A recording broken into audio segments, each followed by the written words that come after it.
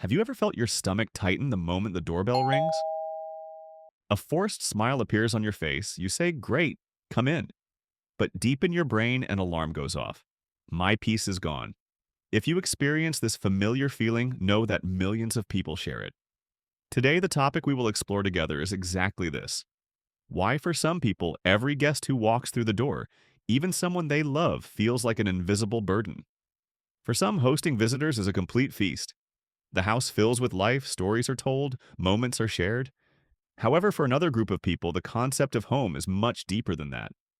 Home is a refuge for them, perhaps their only safe harbor.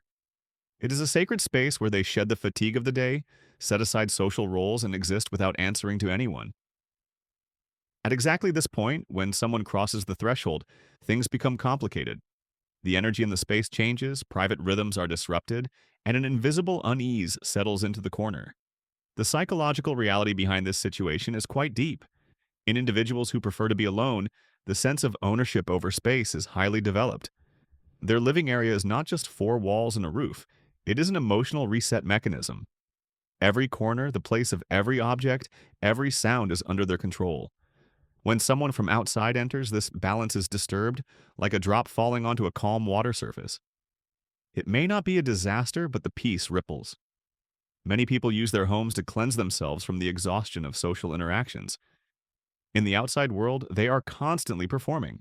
They smile, listen, react, and adapt. From morning to evening, they live inside a role. At home, they can finally step out of this game. However, when a guest arrives, this performance mode switches on again. A quiet exhaustion begins inside them, and energy drains away unnoticed. Every question, every gesture, every smile requires effort. What is interesting is that some of the people who appear the warmest and most helpful in society let out a deep sigh of relief after the guest leaves. The door closes, silence returns, and in that moment, the weight on their chest lightens. This does not mean they are selfish. On the contrary, it shows that silence is a vital need for them. Mental health professionals note that these individuals are quite skilled at protecting their emotional boundaries. For them, home is not a place of display, but a place where the unseen versions of themselves live. There, they have their makeup-free faces, old sweatpants, and most importantly, unmasked expressions. For this reason, they prefer to hold social gatherings in cafes, green spaces, or public places. This way, they do not have to open the doors of their inner world wide open. Meeting outside gives them the opportunity to both maintain social connections and protect their private space. This is not an escape, but a balance strategy. For some individuals, this tendency goes back to childhood.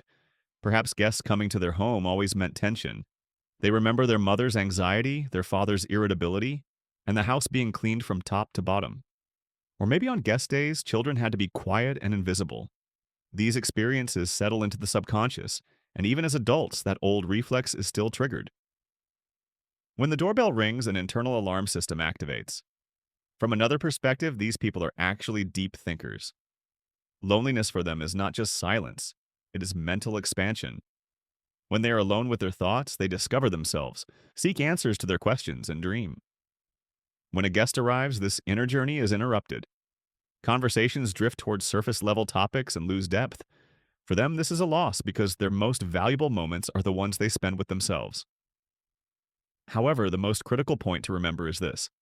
Defending your own space is completely normal. Loving someone and valuing your own peace are not contradictory. You can care about people and still need solitude. Because for some souls, true calm is found in the comfort of a familiar chair with a warm drink, listening only to their own inner voice. This is not a flaw, but a personality trait. Society generally praises socializing and criticizes staying at home. Yet everyone's energy source is different. Some draw strength from people, others from solitude. Both are valuable, both are natural. What matters is knowing yourself and being able to protect your boundaries. Someone who does not enjoy hosting guests is not a bad person. They simply function differently. What about you? Do you fit the portrait I described? Share your thoughts in the comments and don't forget to subscribe to my channel. See you soon.